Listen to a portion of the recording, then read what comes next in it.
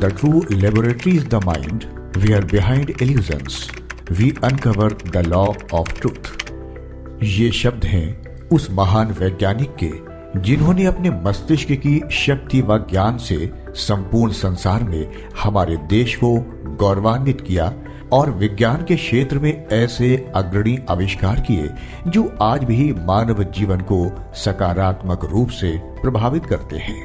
वो महान विभूति जिन्होंने भारत वर्ष का गौरव संपूर्ण विश्व में प्रतिपादित किया, वो थे श्री जगदीश चंद्र बोस। बोस जी द्वारा की गई असाधारण उपलब्धियों में रेडियो और माइक्रोवेव ऑप्टिक्स जैसे प्रारंभिक अनुसंधानों के कारण ही आज ये संसार वायरलेस कनेक्शन से परिचित है।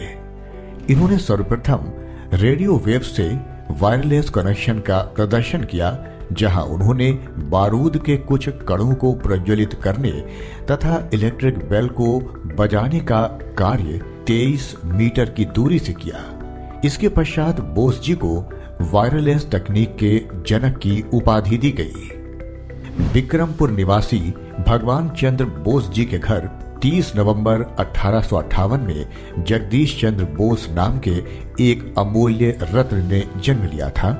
जिस युग में अपने बच्चों को अंग्रेजी विद्यालय में भेजना एक सम्मान था, उस युग में बोस जी के पिताजी ने डिप्टी कलेक्टर होने के बाद भी उनका दाखिला एक सामान्य बांग्ला स्कूल में करवाया।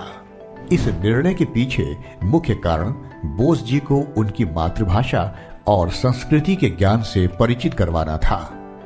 प्रारंभिक शिक्षा पूर्ण होने के पश्चात बोस जी ने सेंट जेवियर्स कॉलेज और उसके बाद कोलकाता विश्वविद्यालय में दाखिला लिया। प्राकृतिक विज्ञान के अधिक ज्ञानार्जन के लिए बोस जी 1882 में लंदन के क्राइस्ट कॉलेज गए थे। शिक्षा पूर्ण करने के बाद वे कोलकाता वापस आ गए थे और प्रेसिडेंसी कॉलेज में भौतिक विज्ञान के प्रोफेसर के रूप में कार्य किया। पढ़ाने के बाद बचे हुए समय में बोस जी रिसर्च किया करते थे, जहां उन्होंने ये बताया कि पौधों में भी जान और भावनाएं होती हैं। इस क्षेत्र में प्रमुख योगदान बोस जी का क्रेस्कोग्राफ नामक आविष्कार रहा।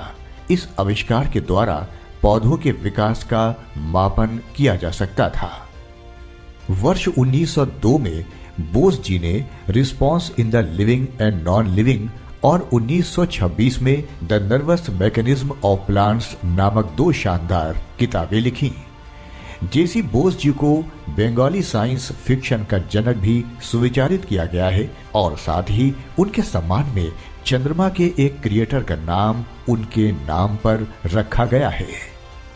वर्ष 1917 में विज्ञान के क्षेत्र में इतने महत्वपूर्ण योगदानों के कारण बोस जी को अंग्रेजी सरकार द्वारा नाइटहुड की उपाधि दी गई थी।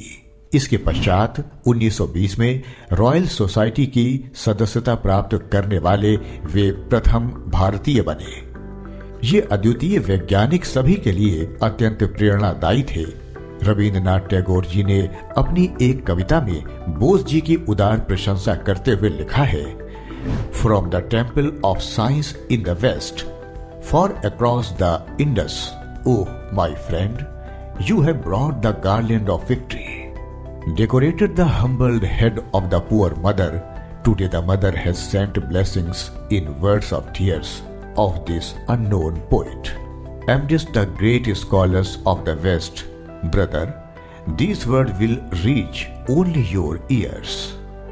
इस बहुमूल्य कविता के अलावा बोस जी ने वर्ष 1903 में companion of the order of the Indian empire, 1912 में companion of the order of the star of India, 1927 में president of the 14th session of the Indian science congress, 1928 में member of the Vienna academy of sciences, 1929 में member of Finnish society of science and letters आदि कई उपाधियों से सम्मानित किए गए। वर्ष 1917 में इन्होंने कलकत्ता में बोस इंस्टीट्यूट की शुरुआत की, जो कि पूर्णतः पौधों के अध्ययन के लिए समर्पित है।